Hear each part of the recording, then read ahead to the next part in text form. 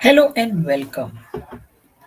Welcome to FB Live of NGONewsworld.com. Friends, ये हमने आज से पॉडकास्ट शुरू किया है and the title is activist quest. I am Manju Grover. इस पॉडकास्ट का मकसद ये है कि हमारे यहाँ जितने एक्टिविस्ट हैं उनकी अपनी अलग अलग एक जर्नी है। जैसा कि आपको मालूम है कि जो हमारा पोर्टल है ये बेसिकली न्यूज़ और व्यूज़ जो एनजीओ से रिलेटेड होता है, एनजीओ वर्ड से रिलेटेड है, उसके बारे में हम लोग इसमें मेंशन करते हैं। आज बहुत ही इम्पोर्टेंट दिन है, रिपब्लिक डे है। आपको रिपब्लिक डे की बहुत बहुत मुबारक।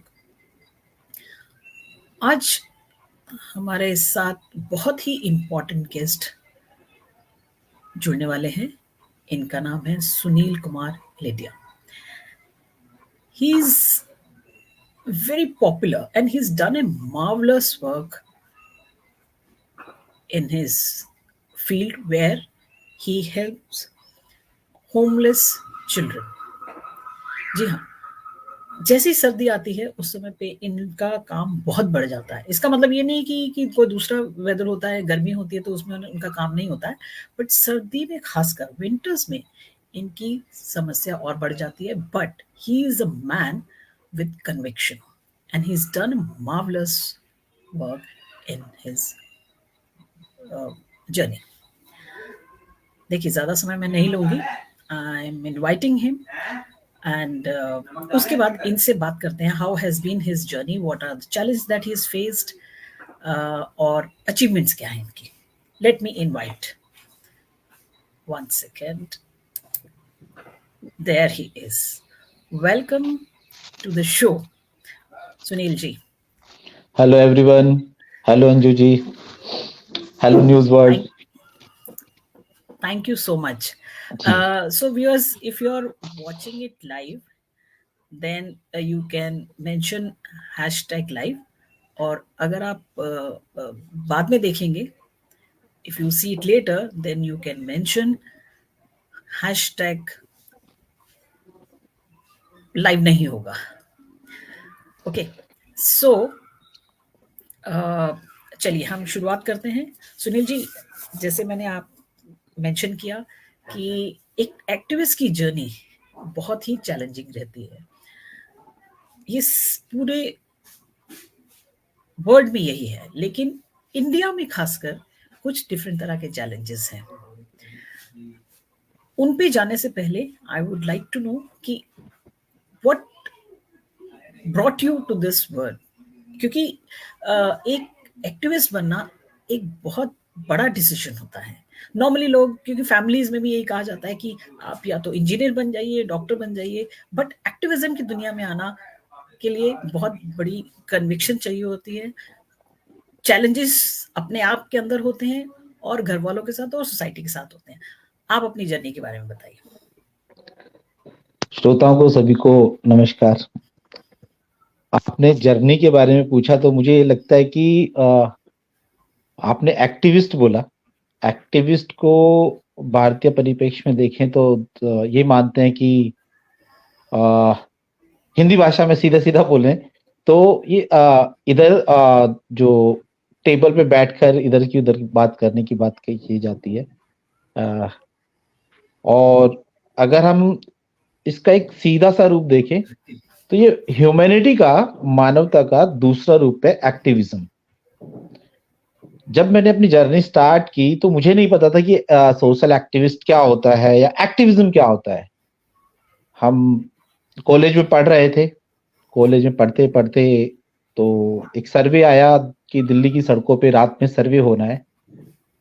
तो उस समय कॉलेज में पढ़ते हुए सोचा ये रात में क्या सर्वे होता है, रात में क्या काम होता होगा, रात में तो सभी सोते हैं, रात का क्या काम होगा। तो उस समय थोड़ा सा जिज्ञासा हुई कि चलो रात का काम करके देखते हैं कि कैसे क्या है, चलते हैं उसमें। तो ये बात है सन 2000 की। हम दिल्ली की सड़कों पे निकले आश्रय अधिकार अभियान के थ्रू और हमने दिल्ली की रात में सर्वे किया। 15 रातों का सर्वे था, तो उसमें एक डेली एक चैलेंजेस ये रहता था कि करना क्या है? खाली लोगों को गिनना है, उनसे सवाल पूछने हैं, उनके बारे में जानना है। तो ये अपने आप में 15 दिन का जो 15 रात का जो सर्वे था, वो दिन में भी नहीं सोने देता था कि आखिर शहर चल कैसे रहा है? शायद अभी भी आज के लोगों को यही लगता होगा कि हम जो देख रहे हैं कि जो पॉलिसी है वो 9 टू 5 में बनती है, दिन के 9 से 5 बजे के बीच में। लेकिन उस काम को करने के बाद में एहसास हुआ कि पॉलिसी जो है वो फेल इसलिए हो रही है कि वो 9 टू 5 में बनने की बजाय 24 आवर के हिसाब से बननी चाहिए। कि जो 5 टू 9 का जो टाइम है, इतना लंबा टाइम जो है 16 घंटे का, उसके बारे में सोचना चाहिए। तो ऐसे ही एक डस्टबिन के पास हमें एक व्यक्ति मिला, जो खून से लथपथ था और अपना पूरा हेड जो है, उसने पेपर से ढका हुआ था। तो ऐसी काउंटिंग करते हुए हम उसके पास पहुँचे तो देखा, हमें से वैसे ही कुछ कूड़ा पड़ा है। जब ध्यान से देखा तो एक व्यक्ति था, उसके सर में मैगेट्स थे। उसका इलाज कराने के लिए हम राम मनोहर लोहिया हॉस्पिटल लेके गए, तो हमें समझ में आया कि वहां तो एंट्री ही नहीं है। एंट्री तो जो अच्छे साफ सुथरे कपड़े पहन के या कोई इमरजेंसी में इस तरीके से आया है उसी की होगी। लेकिन जो व्यक्ति दिल्ली की सड़कों पर डस्टबिन में और जो उसके से बदबू आ रही है, उसको कौन देखना चाहेगा? तो वो चैलेंजेस थे। उस व्यक्ति को, उसका नाम श्रद्धानंद मिश्रा था, उसको एडमिट कराने के बाद, यूपी का रहने वाला था, और जब उसको एडमिट कराया तो समझ में आया कि हाँ, ये काम है। ये किसी किताब में नहीं लिखा है, ये किसी धर्म ग्रंथ में नहीं लिखा है, किसी कि आपको क्या करना है। लेकिन मानवता का जो धर्म है वो सबसे ऊपर है। आज के समय में चैलेंजेस यही है कि हम धर्मों की, संप्रदाय की व्याख्या करते आ रहे हैं, लेकिन जिस तरीके से ह्यूमैनिटी बैकड्रॉप पे चलती जा रही है, बैकग्राउंड में जा रही है, धरातल पे धराशायी होती चल रही है, तो हमें जरूरत है कि इस चीज की ओर कि जो युवा पीढ़ी है उनके साथ काम करने की जरूरत है। तो वो एक्टिविज्म अपने आप ही एक्टिविस्ट हो जाता है। तो लगभग आपने 23-24 साल इस फील्ड में बिताए हैं। ये तो आपने कुछ चैलेंजेस बताए, and you mention about a very valid point कि जब पॉलिसीज बनती हैं तो वो 9 टू 5 में इम्प्लीमेंट नहीं होती हैं, उनको 5 टू 9 में भी करना होता है, जी। राइट? सो जब आपने ये जर्नी शुरू की थी तो क्या आपको कहीं लगा कि अब मुझे पीछे हट जाना चाहिए, क्योंकि because that was a very tough thing to do? देखिए, उस समय तो कहते हैं कि युवा जोश है तो जोश जोश में कर लिया। लेकिन अब हर हर रात को ऐसा लगता है कि पीछे नहीं हटना है, आगे चलना है। क्योंकि जो आपने ठान लिया एक बारी कि आपको लोग ढूंढते आएंगे, आपको जरूरत नहीं है सुनील ललेडिया को ढूंढने की, आपको उनकी लीडरशिप में उनके पीछे खड़े होकर उनके साथ काम करना है। लगता है कभी कभी कि हाँ, जिस तरीके से सरकारें अभी बहुत सारे चैलेंजेस हैं इस समय आकर 2024 में, अभी हमने पिछले 24 सालों में जो काम किया उसको देखें तो एक अब ऐसा ठहराव आ गया है कि सरकार सुनने के लिए तैयार नहीं है उन चीजों को। लगता है कि पीछे चले जाए, लेकिन फिर वही जीरो से काम शुरू हुआ है तो फिर जीरो से सफर शुरू होगा। तो आपका जो फोकस एसेंशियली रहता है वो जो लोग पेवमेंट्स पे रहते हैं उनको मदद करना, जी। Correct me if I am wrong? जी। और किस तरह की मदद आप प्रोवाइड करते हैं? If you just specify it one by one, like 3 points, 6 points, इस तरह देखिए, करके। मैं आपको है ना पहले अपना जो काम का है वो मुद्दा बता देता हूँ कि हमारा हम कहते हैं अतिथि देवो भव। शहर का व्यक्ति आज भी गांव में चला जाएगा तो वो गांव में अतिथि की तरह पूजा जाता है। लेकिन वहीं जब वो उल्टा गांव का व्यक्ति शहर में आता है तो वो ठगा रह जाता है। तो पॉलिसी वगैरह को देखते हुए शेल्टर राइट्स को लेकर दिल्ली के अंदर और शहरों के अंदर, मेट्रोपॉलिटन सिटीज के अंदर शेल्टर का कंसेप्ट आया, रैन बसेरे का कंसेप्ट आया। और जो लोग शहर में आ रहे हैं, शहर को बना रहे हैं, उनके लिए रोटी कपड़ा के इंतजामात की जो कल्याणकारी राज्य की परिकल्पना है, उसको लेके काम करने की जरूरत हुई। तो सरकार ने शेल्टर राइट्स को लेकर शेल्टर बनाए और रैन बसेरे वगैरह हुए। अगर हम ये देखें कि जितने भी शहर बनते चले जा रहे हैं, उसमें जो लोग शहर में आ रहे हैं, शहर को बना रहे हैं, उनके लिए रहने के लिए छत नहीं है, अफोर्डेबल रेंटल हाउसिंग नहीं है, सस्ते घर नहीं है, तो वो कहीं न कहीं ठगी से रह जाते हैं और वो सड़कों पर सोते हैं। बेघर लोग, अगर हम इंग्लिश में बोले होमलेस, क्योंकि एक थोड़ा-सा ये दिक्कत आती है जब हम बेघर बोलते हैं तो अंग्रेजी वाले लोग समझते हैं बेगर्स बोल रहा है। तो बेघर लोग जो सड़कों पे होते हैं, उनके साथ बड़ी समस्याएँ हैं। इनका कोई आंकड़ा इस तरीके से अभी तक किसी भी सरकार ने जारी नहीं किया है। मात्र सेंसस जो डिपार्टमेंट है, अभी पिछले 14 सालों से तो अब सेंसस ही नहीं हुआ है। तो हम देखें तो इंडिया के अंदर टोटल 1.2 मिलियन के आसपास होमलेस पॉपुलेशन है। उसमें सबसे ज़्यादा जो है दिल्ली, बॉम्बे और ये जितने भी शहर अब बनते चले जा रहे हैं, उसमें है। हम दिल्ली की बात करें तो दिल्ली के अंदर करीब 1 लाख से ऊपर बेघर लोग हैं, जो सड़कों पे रहते हैं। उसके लिए स्कीम आया शेल्टरलेस पेमेंट ड्वेलर्स को लेकर, फिर उसको मॉडिफाई करके 2013 में यूपीए गवर्नमेंट ने national urban livelihood shelter for urban homeless करके, फिर अभी 2019 में दीनदयाल अंत्योदय योजना के तहत शेल्टर फॉर अर्बन होमलेस करके स्कीम है, जिसमें बोला है कि पर लाख पॉपुलेशन पर एक शेल्टर होम 1000 स्क्वायर मीटर का लोगों के लिए, मेन के लिए, विमेन के लिए और फैमिली के लिए, डिसएडवांटेज ग्रुप के लिए और डिसेबल्ड वगैरह साथियों के लिए, इन सब के लिए ये होम्स होने चाहिए। लेकिन जब हम जमीनी स्तर पर आते हैं, धरातल पे देखते हैं, तो कहीं न कहीं ये स्कीम इम्प्लीमेंट नहीं हो पाती है। क्योंकि जब सरकार कल्याणकारी राज्य की बात करती है या कल्याणकारी योजनाओं की बात करती है, तो उनके पास ना तो बजट होता है और ना ही उनके इम्प्लीमेंटेशन के लिए उनके पास लैंड होती है। तो ये 2 बड़े मुद्दे हैं। जैसे ही सरकार कमर्शियल चीज़ों की बात करती है कि उसको कोई कमर्शियल प्रोजेक्ट लेकर आना है, मेट्रो प्रोजेक्ट हो गया या और कई ऐसे प्रोजेक्ट हो गए, तो उनके पास भरपूर मात्रा में बजट होता है और साथ ही साथ उनके पास बाकी पूरा प्रशासन साथ होता है। तो ये देखने में आया है कि जहाँ ज़मीनी स्तर पे काम करने के लिए सरकार के साथ डेली हमारे को तो कुछ न कुछ ऐसे चैलेंजेस झेलने पड़ते हैं, जो हमने कभी सोचे भी नहीं है। कि अभी हम गए हैं सरकार के पास कि वहाँ शेल्टर होना चाहिए, सरकार ने पगोडा टेंट लगाया और पता लगा अगले दिन वो हटा दिए जाते हैं।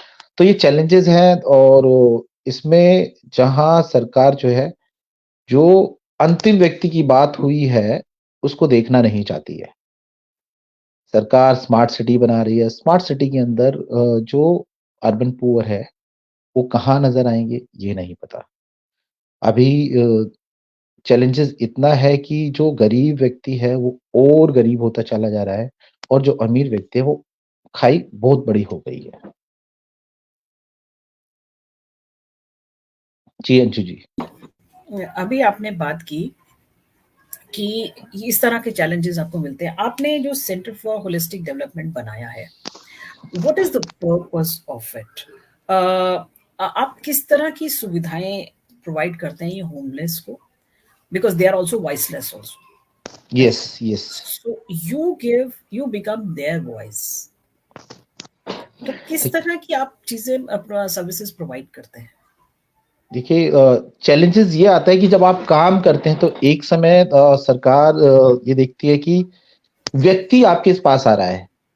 तो सरकार को ज़रूरत होती है कि कोई एक ऐसा संगठन हो, कोई ऐसी सिविल सोसाइटी ऑर्गेनाइजेशन हो या कुछ ऐसा एनजीओ। तो ये हमारे ही जो साथी लोग थे, कुछ होमलेस साथी हैं, कुछ हमारे ही काम करने वाले साथी हैं, जिन्होंने सेंटर फॉर होलिस्टिक डेवलपमेंट की नींव 11 मई 2011 को रखी।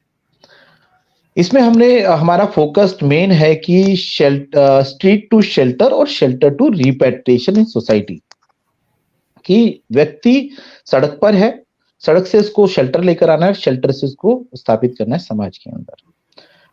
तो हमारा एक नाइट विजिल प्रोग्राम है जिसमें हम रात को सड़कों पर निकलते हैं और उसका कोई एजेंडा नहीं है, लोगों से बात करनी है, लोगों से उनके बारे में पूछना है, बस ये है कि उनकी कहानी सुननी है, कि उनको सुनने वाला तो कोई हो। क्योंकि आज ऐसे जिस तरीके से हमने अपना सोसाइटी बना दिया है, हम हर एक व्यक्ति के पास मोबाइल है, बात कर रहा है, लेकिन वो अपने आसपास व्यक्ति से बात नहीं कर रहा है।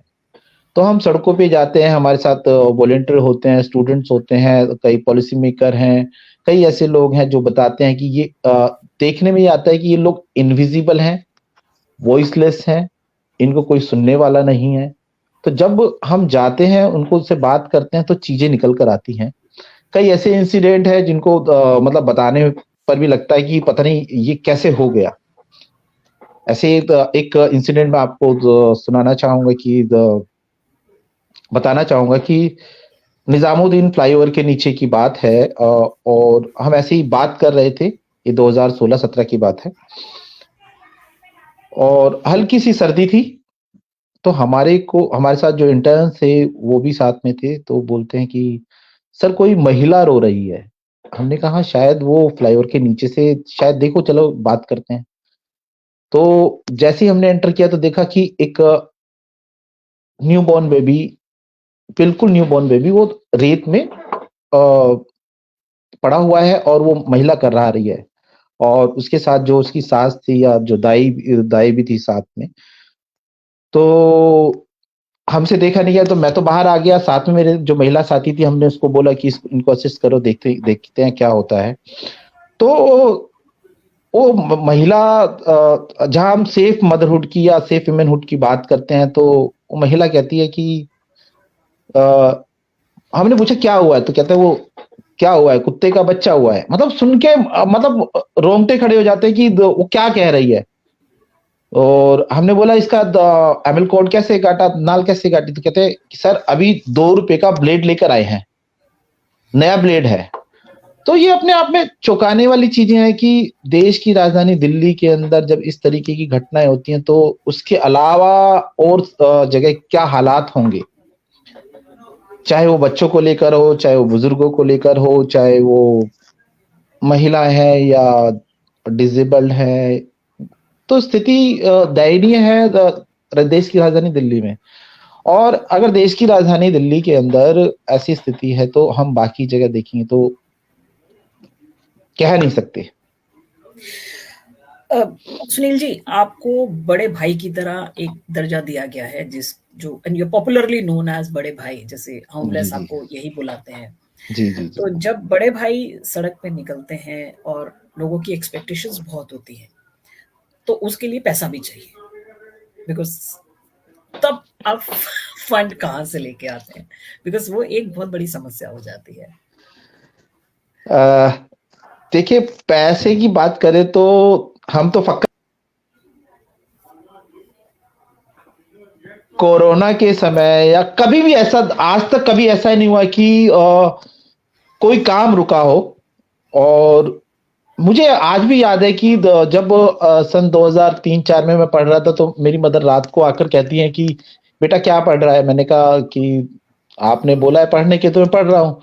तो बोलती हैं कि अच्छा नौकरी। मैंने कहा इस पढ़ाई से नौकरी तो नहीं मिलनी, आप भूल जाइए, इस पढ़ाई से नौकरी मिलेगी या इससे कुछ पैसा आएगा। कहते इसका मतलब। मैंने कहा आपने पढ़ाने के लिए हमारे पढ़ाने के लिए इसलिए बोला है कि हम एक सही इंसान तो बन जाएं। डॉक्टर, वकील, प्रशासन में या पॉलिटिशियन वगैरह बनने से बेहतर है एक सही इंसान तो बने।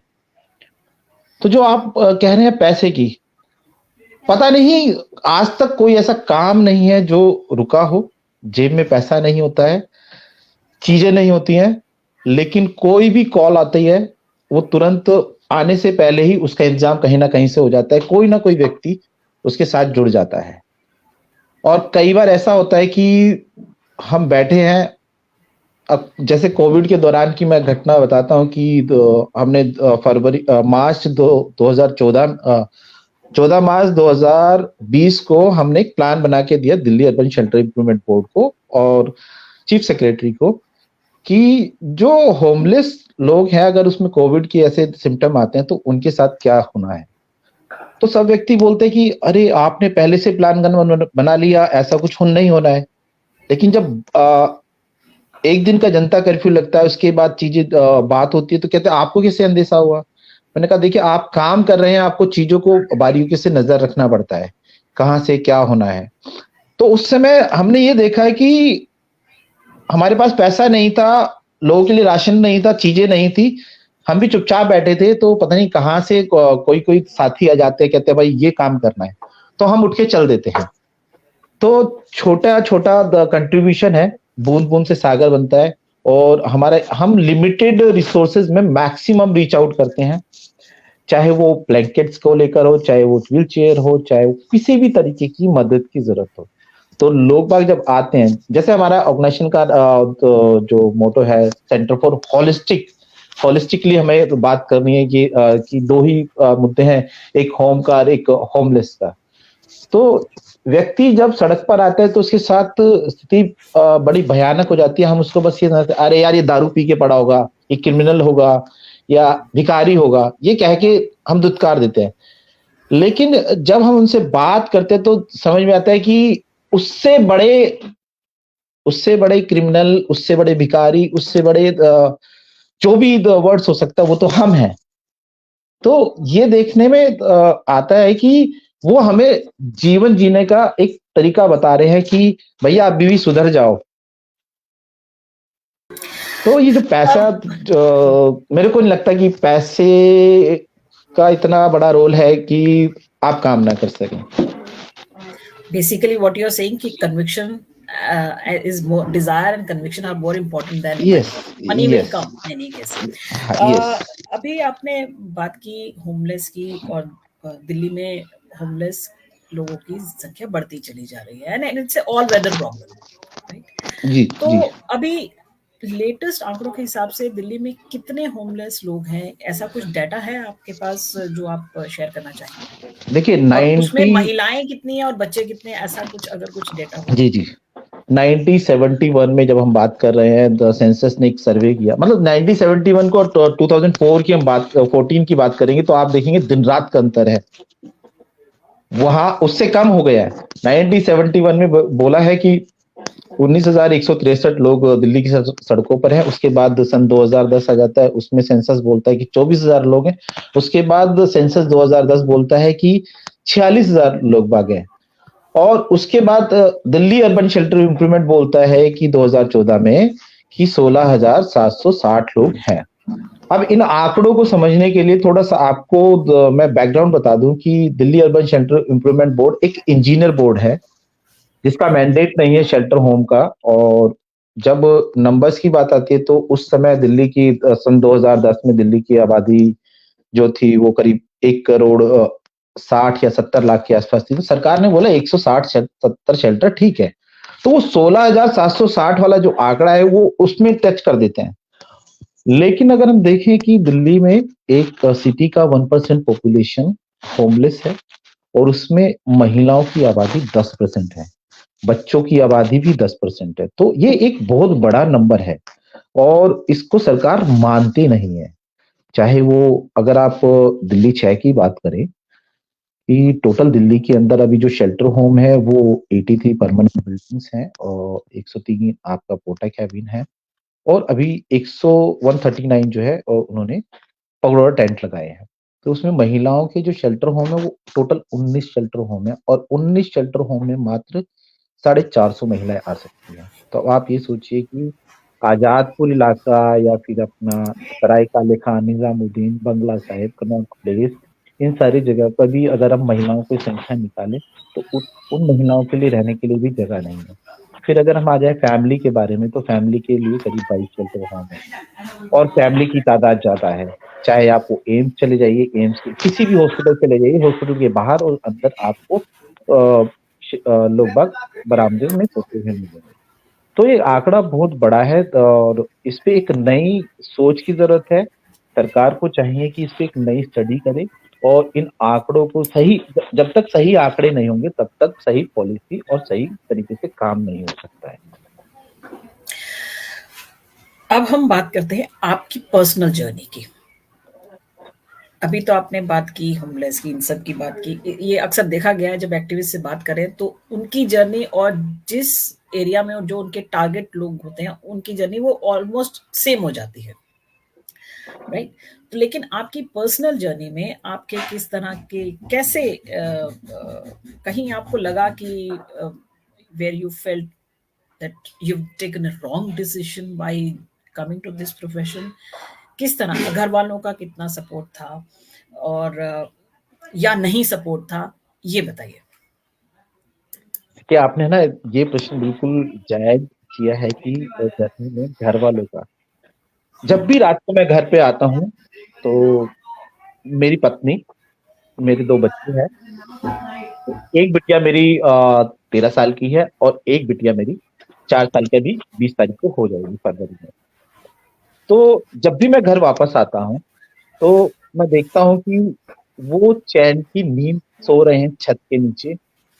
तो मेरी ज़िम्मेदारी बनती है कि उन जैसी और भी मेरी माता, बहनें, बच्चे वो सड़कों पर हैं। अगर मेरी पत्नी मेरे साथ नहीं होती तो शायद मैं इस जर्नी को कंप्लीट नहीं कर पाता। मेरी बिटिया अगर मेरा साथ नहीं देती तो शायद मैं इस जर्नी को कंप्लीट नहीं कर पाता। 20 फरवरी 2020 को मेरी छोटी वाली बिटिया हुई है। उसके बाद 1 महीने बाद से लेकर मार्च 20 से लेकर और अगले 6 महीने तक मैंने अपनी बिटिया को गोद में नहीं लिया। तो बिटिया जब भी मैं आस-पास जाता था तो वो देखती थी ये कौन आ गया है। तो ये चीज़ें हैं कि आपको समाज में काम करना है तो कबीर का दोहा है कि जो घर चलते आप ना तो चले हमारे साथ। तो उसमें जो महिला का जो रोल है, जो मेरी धर्मपत्नी जो मेरे पीछे खड़ी रहती है हमेशा और कभी उनके माथे पर सितम नहीं आती चीज़ों को लेकर। चाहे वो रात के 2 बजे हों, चाहे सुबह के जो निकलना है। कभी ये नहीं हुआ कि उन्होंने ये पूछा है कि कहाँ जाते हो और कब तक? काम करते हैं। ये क्या काम करते हैं ये इनको मेरी शादी होने के 3-4 साल बाद पता लगा कि अच्छा ऐसा भी कोई काम होता है, ऐसे भी कुछ चीज़ें होती हैं। तो अभी मेरी धर्मपत्नी जो है वो मेरी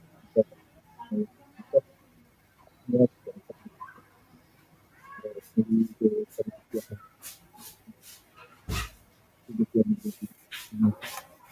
तो उनका सहयोग तो मतलब वो सेलिब्रेट करने में तो मैं कुछ भी नहीं हूँ और घर का सपोर्ट नहीं होता है और सभी साथियों को सपोर्ट